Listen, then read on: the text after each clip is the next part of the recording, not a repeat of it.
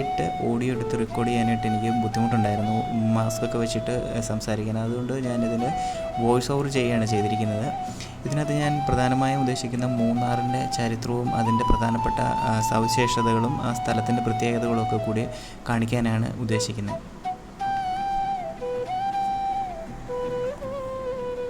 സമുദ്രനിരപ്പിൽ നിന്നും ഏകദേശം 1600 മുതൽ 1800 മീറ്റർ ഉയരത്തിലാണ് മൂന്നാർ സ്ഥിതി ചെയ്യുന്നത്. സാധാരണ നിലയിൽ 9 ഡിഗ്രി സെൽഷ്യസിനും 26 ഡിഗ്രി സെൽഷ്യസിനും ഇടയ്ക്കാണ് ഇവിടുത്തെ താപനില അനുഭവപ്പെടുന്നത്. ഓഗസ്റ്റ് മുതൽ മാർച്ച് വരെയുള്ള കാലയളവിലാണ് വിനോദസഞ്ചാരികൾ കൂടുതലായും ഇവിടേക്ക് ഒഴുകി എത്തിക്കൊണ്ടിരിക്കുന്നത്. ഇരവികുളം നാഷണൽ പാർക്ക് മൂന്നാറിന് അടുത്തായാണ് സ്ഥിതി ചെയ്യുന്നത്. തെക്കിൻ്റെ കാശ്മീർ എന്ന അപരനാമത്തിൽ പ്രസിദ്ധമാണ് മൂന്നാർ. മഞ്ഞിൽ കുളിച്ചു നിൽക്കുന്ന തേയിലത്തോട്ടങ്ങളിലൂടെയുള്ള സഞ്ചാരം നമ്മുടെ നയനങ്ങൾക്ക് വേറിട്ട അനുഭൂതിയും കാഴ്ചയുമാണ് സമ്മാനിക്കുന്നത്.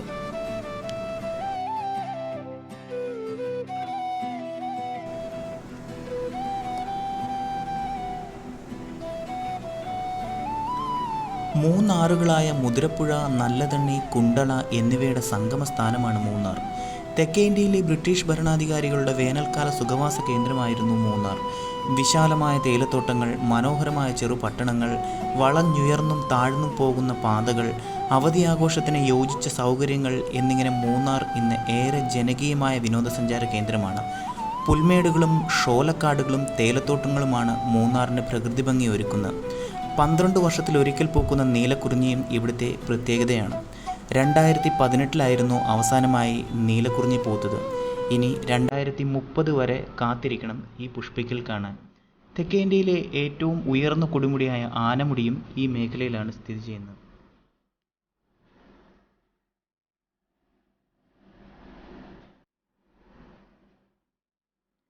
ഇന്ത്യയിലെ ബ്രിട്ടീഷ് ഭരണകാലത്ത് തേയില കൃഷിക്കായി വികസിപ്പിച്ചെടുത്ത സ്ഥലമാണ് മൂന്നാർ. ആദ്യകാലത്ത് തമിഴ്നാട്ടുകാരും ചുരുക്കം ചില മലയാളികളും മാത്രമാണ് ഇവിടെ താമസിച്ചിരുന്നത്. മലയാളികളെ തേയിലത്തോട്ടത്തിലെ തൊഴിലാളികളായി കൊണ്ടുവന്നതാണ്. തോട്ടങ്ങളിലെ ഉയർന്ന ഉദ്യോഗസ്ഥരും മാനേജർമാരുമെല്ലാം ബ്രിട്ടീഷുകാരായിരുന്നു. അവർക്ക് താമസിക്കാനായി അക്കാലത്ത് പണിത കുറേ ബംഗ്ലാവുകളും ഇന്ന് മൂന്നാറിൽ അവശേഷിക്കുന്നുണ്ട്. സായിപ്പന്മാരെ വളരെയധികം ആകർഷിച്ച ഒരു പ്രദേശമാണ് മൂന്നാർ. 2000 കേരള സർക്കാർ മൂന്നാറിനെ ഒരു വിനോദസഞ്ചാര കേന്ദ്രമായി പ്രഖ്യാപിച്ചിരുന്നു.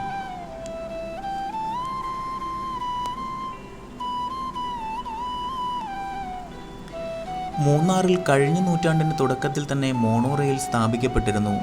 ജലവൈദ്യുത പദ്ധതിക്ക് വഴികാട്ടിയായതും കന്നുകാലി വർഗോദ്ധാരണത്തിന് തുടക്കമിട്ടതും ഈ മണ്ണിൽ നിന്നാണ്. 1790 ബ്രിട്ടീഷുകാർ ആദ്യം കണ്ണൻദേവൻ കുന്നുകളിൽ വന്നത്. അന്നത്തെ സായിപ്പിൻ്റെ വരവ് ടിപ്പുവിൻ്റെ പടയോട്ടത്തെ ചെറുക്കുകയെന്ന ലക്ഷ്യത്തോടെ ആയിരുന്നുവെങ്കിലും അത് വേണ്ടി വന്നില്ല. 1817 ഈ പ്രദേശത്ത് സർവേക്കായി മദ്രാസി ആർമിയിൽ നിന്ന് ഉദ്യോഗസ്ഥരെത്തി. 1888 കണ്ണൻദേവൻ പ്ലാന്റേഷൻ അസോസിയേഷൻ്റെ പിറവി. അപ്പോഴേക്കും പാർവതി മലയിലെ 50 ഏക്കർ സ്ഥലത്ത് തേയില കൃഷി ആരംഭിച്ചിരുന്നു. ആദ്യ റബ്ബർ തൈ നട്ടതും അടുത്ത കാലം വരെ മൂന്നാർ പഞ്ചായത്തിൻ്റെ ഭാഗമായിരുന്ന മാങ്കുളത്താണ്. മൂന്നാർ മലകൾ തേയില കൃഷിക്ക് അനുയോജ്യമാണെന്ന് കണ്ടെത്തിയതോടെ മൂന്നാറിൻ്റെ കുതിപ്പിന് തുടക്കമായി. 1915 മൂന്നാറിൽ ധാരാളം തേയില എസ്റ്റേറ്റുകൾ ആരംഭിച്ചിരുന്നു. ഏകദേശം 16ഓളം ഫാക്ടറികൾ അന്ന് അവിടെ പ്രവർത്തിച്ചിരുന്നു. ചരക്ക് നീക്കത്തിന് വേണ്ടിയാണ് റോഡുകൾ നിർമ്മിക്കപ്പെട്ടത്. 1902 മൂന്നാറിനെ ടോപ്പ് സ്റ്റേഷനുമായി ബന്ധിപ്പിച്ച് മോണോറെയിൽ സ്ഥാപിച്ചു. ടോപ്പ് സ്റ്റേഷനിൽ നിന്ന് റോപ്പ് വേയിലൂടെ കോട്ടക്കുടിയിലും അവിടെ നിന്ന്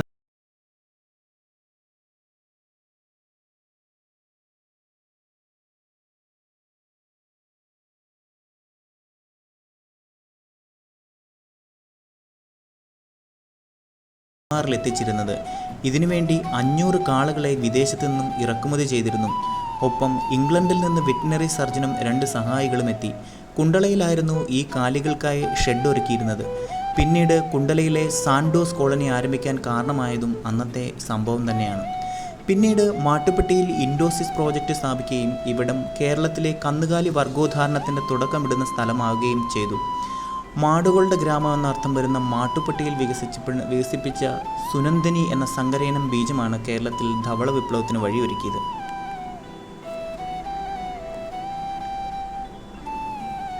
മോണോറെയിൽ 1908 തീവണ്ടിപ്പാതയായി മാറി. മാട്ടുപ്പെട്ടിയിലും പാലാറിലും റെയിൽവേ സ്റ്റേഷനുകളും ഉണ്ടായിരുന്നു. എന്നാൽ 1924 വെള്ളപ്പൊക്കത്തിൽ തീവണ്ടിപ്പാത തകർന്നു. മൂന്നാർ ടൗണും അന്നത്തെ കനത്ത പ്രളയത്തിൽ തകർന്നു. തീവണ്ടിപ്പാതയുടെ തകർച്ചയെ തുടർന്ന് റോപ്പ് വേയെ ആശ്രയിച്ചായിരുന്നു തേയില ടോപ്പ് സ്റ്റേഷനിൽ എത്തിച്ചിരുന്നത്.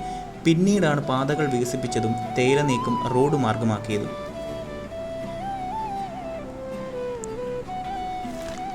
ഇതിനിടെ ആദ്യ ജലവൈദ്യുതി നിലയം 1906 പെരിയങ്കനാൽ പവർ ഹൗസിൽ പ്രവർത്തിച്ചു തുടങ്ങി. പഴയ ദേവികുളം ലേക്കിൽ നിന്നുള്ള വെള്ളം ഉപയോഗിച്ചാണ് 200 കിലോവാട്ട് വൈദ്യുതി ഉൽപ്പാദിപ്പിച്ചത്. രണ്ടാമത് നിലയം പള്ളിവാസലിലും ആരംഭിച്ചു. ഇപ്പോഴത്തെ ഹെഡ് വർക്ക്സ് ഡാമിന് സമീപത്ത് ചെക്ക് ഡാം നിർമ്മിച്ചായിരുന്നു വെള്ളം തിരിച്ചുവിട്ടത്.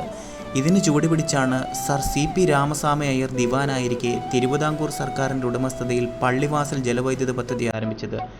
ഇതിനിടെ കമ്പനിയുടെ ആവശ്യത്തിനായി ടെലഫോൺ, തപാൽ സംവിധാനങ്ങളും ആരംഭിച്ചു. വാർത്താവിനിമയ രംഗത്ത് വലിയ കുതിച്ചുചാട്ടത്തിന് വഴിയൊരുക്കിയതാണിവ.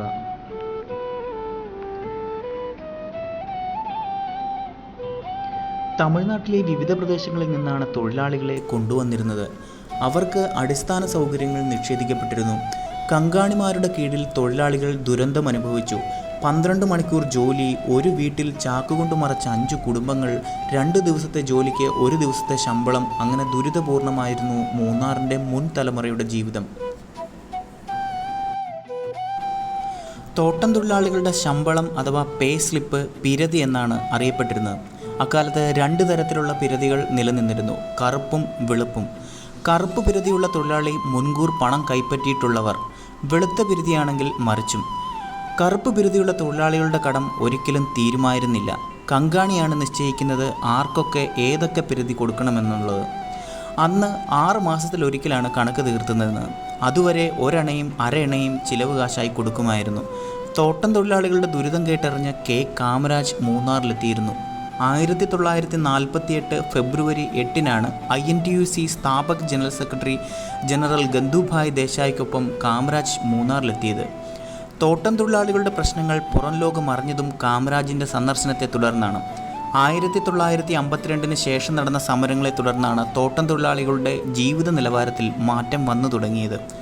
തോട്ടം തൊഴിലാളി സമരത്തിനിടെ 2 തൊഴിലാളികൾക്ക് ജീവൻ നഷ്ടമായിട്ടുണ്ട്. 1958 ഒക്ടോബറിൽ ഗുണ്ടാർവിളയിൽ നടന്ന പോലീസ് വെടിവെപ്പിലാണ് ഇവർ മരിച്ചത്. ഇരവികുളം ദേശീയോദ്യാനം, ആനമുടി, മാട്ടുപ്പെട്ടി, പള്ളിവാസൽ, ചിന്നക്കനാലും ആനയിറങ്കലും, ടോപ്പ് സ്റ്റേഷൻ, ടീ മ്യൂസിയം എന്നിവയാണ് മൂന്നാറിലെ പ്രധാന വിനോദസഞ്ചാര കേന്ദ്രങ്ങൾ. കേരളത്തിലെ വിനോദസഞ്ചാര കേന്ദ്രങ്ങളിൽ പ്രസിദ്ധമായ സ്ഥലമാണ് മൂന്നാർ. ഇവിടുത്തെ സുഖകരമായ കാലാവസ്ഥയിൽ ആകൃഷ്ടരായി നൂറ്റാണ്ടുകൾക്ക് മുമ്പ് തന്നെ വിദേശികൾ ഇവിടം താവളമാക്കിയിരുന്നു. മൂന്നാറിൻ്റെ ഭാഗമായാണ് പരിസ്ഥിതി പ്രാധാന്യമേറെയുള്ള ജൈവമണ്ഡലമായ ഇരവികുളം ദേശീയോദ്യാനം. വംശനാശ ഭീഷണി നേരിടുന്ന വരയാടുകളുടെ ആവാസ കേന്ദ്രമാണിവിടം. ഇടുക്കി ജില്ലയിലെ ദേവികുളം താലൂക്കിലാണ് ഇരവികുളം ദേശീയോദ്യാനം സ്ഥിതി ചെയ്യുന്നത്. 12 വർഷത്തിലൊരിക്കൽ പൂക്കുന്ന നീലക്കുറിഞ്ഞി കാണാനും സഞ്ചാരികൾ ഏറെ ഇവിടെ എത്താറുണ്ട്. ദക്ഷിണ ഭാരതത്തിലെ ഏറ്റവും ഉയരം കൂടിയ കൊടുമുടിയായ ആനമുടി ഇരവികുളം ഉദ്യാനത്തിലാണ് സ്ഥിതി ചെയ്യുന്നത്. 97 ചതുരശ്ര കിലോമീറ്റർ വിസ്തൃതിയിൽ വ്യാപിച്ചു കിടക്കുന്ന ഇരവികുളം ഉല്ലാസയാത്രകൾക്കും പ്രകൃതി സൗന്ദര്യം നുകരാനും അനുയോജ്യമായ പ്രദേശമാണ്. ഇരവികുളത്തെ എക്കോ പോയിൻ്റ്, രാജമല എന്നിവിടങ്ങളാണ് സഞ്ചാരികൾ കൂട്ടമായി എത്താറുള്ളത്. രാജമല വരെ മാത്രമേ സന്ദർശനത്തിന് അനുവാദമുള്ളൂ. വരയാടുകളെ കൂടുതലായി കാണാനാകുന്ന സ്ഥലമാണ് രാജമല. വരയാടുകളുടെ പ്രജനന കാലമായ ഫെബ്രുവരി, മാർച്ച് മാസങ്ങളിൽ ഇരവികുളം ദേശീയോദ്യാനത്തിലേക്ക് സന്ദർശകർക്ക് പ്രവേശനം അനുവദിക്കുന്നതായിരിക്കുന്നതല്ല. അപൂർവ ഗണത്തിലുള്ള സസ്യജാലങ്ങളാണ് ഇരവികുളത്തിൻ്റെ സവിശേഷത. ചോലവനങ്ങളും പുൽമേടുകളും നിറഞ്ഞ ഉയരം കൂടിയ പ്രദേശങ്ങളിലേക്ക് ഔദ്യോഗിക വാഹനങ്ങളിലാണ് സന്ദർശകരെ കൊണ്ടുപോവുക. അപൂർവമായ ഓർക്കിഡുകളും കാട്ടുപൂക്കളും കുറിഞ്ഞിപ്പൂക്കളും നിറഞ്ഞ വഴിയിൽ കാട്ടുപോത്ത്, കരിങ്കുരങ്ങ് തുടങ്ങിയ മൃഗങ്ങളെയും കാണാൻ സാധിക്കും.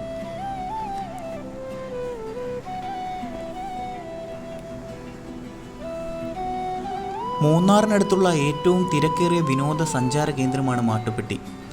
കുടുംബമായെത്തുന്നവർക്ക് പ്രഭാതങ്ങളും വൈകുന്നേരങ്ങളും ചിലവഴിക്കാൻ പറ്റിയ സ്ഥലം. അണക്കെട്ടിൽ നിന്നും താഴേക്കുള്ള ദൃശ്യം അവിസ്മരണീയമാണ്.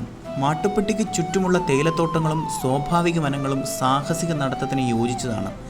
ഒട്ടേറെ ഇനം പക്ഷികൾ ഈ മേഖലയിലുണ്ട്. അണക്കെട്ടിൽ ജില്ല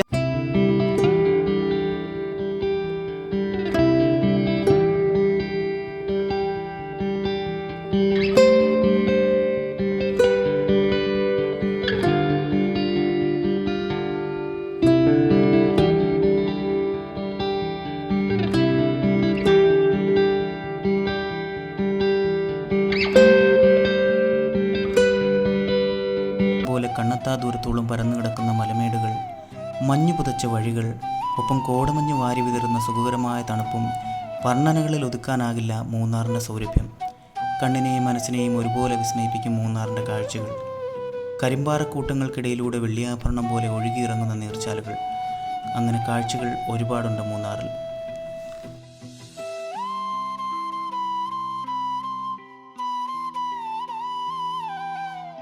മൂന്നാറിലേക്ക് വരുന്ന സഞ്ചാരികൾ ആദ്യം എത്തുന്നത് ചീയപ്പാറ വെള്ളച്ചാട്ടത്തിലാണ്. നേര്യമംഗലത്തിനും അടിമാലിക്കും ഇടയിൽ റോഡരികിലാണ് ചീയപ്പാറ വെള്ളച്ചാട്ടം. 7 തട്ടുകളിലായി പാറപ്പുറത്തുകൂടി ഒഴുകിയിറങ്ങുന്ന ചീയപ്പാറ വെള്ളച്ചാട്ടം നേര്യമംഗലം മൂന്നാർ റോഡിലൂടെ താഴേക്കൊഴുകുന്നു. റോഡരികിൽ നിന്ന് കണ്ട് ആസ്വദിക്കാവുന്ന ചീയപ്പാറ വെള്ളച്ചാട്ടം മൂന്നാർ യാത്രയിലെ ആദ്യ ഡെസ്റ്റിനേഷനാണ്.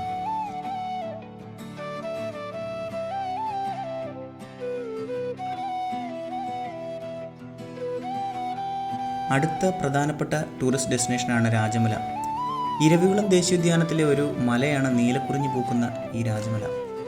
വരയാടുകളുടെ വാസസ്ഥാനമായ രാജമലയിലേക്ക് വനം വകുപ്പ് സഫാരി നടത്തുന്നുണ്ട്. അടിവാരത്ത് നിന്ന് 4 കിലോമീറ്റർ വാഹനയാത്ര, അവിടെ നിന്ന് 1 കിലോമീറ്റർ നടത്തം, ഇതിനിടയിൽ 10 ഹെയർപിൻ വളവുകൾ. രാജമലയുടെ അടിവാരത്തേക്ക് മൂന്നാറിൽ നിന്ന് ഏകദേശം 14 കിലോമീറ്റർ ദൂരമുണ്ട്. പ്രവേശനത്തിന് ഇപ്പോൾ ടിക്കറ്റും ഏർപ്പെടുത്തിയിട്ടുണ്ട്.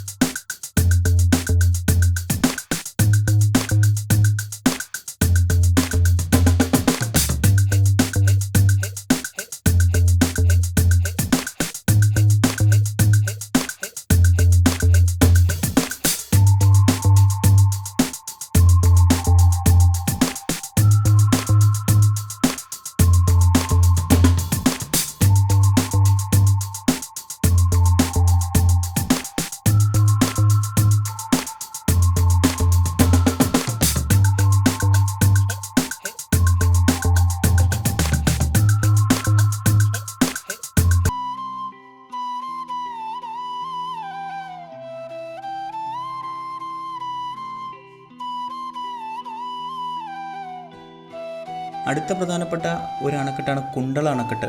ടോപ്പ് സ്റ്റേഷൻ യാത്രയ്ക്കിടെ രണ്ടാമത്തെ അണക്കെട്ടാണ് കുണ്ടള അണക്കെട്ട്. അണക്കെട്ടിൽ ഇപ്പോൾ ബോട്ട് സഫാരി ഉണ്ട്. അണക്കെട്ടിന് സമീപത്തായി ചെറിയ പൂക്കൾ വിടരുന്ന ഒരു പൂന്തോട്ടവും ഉണ്ട്.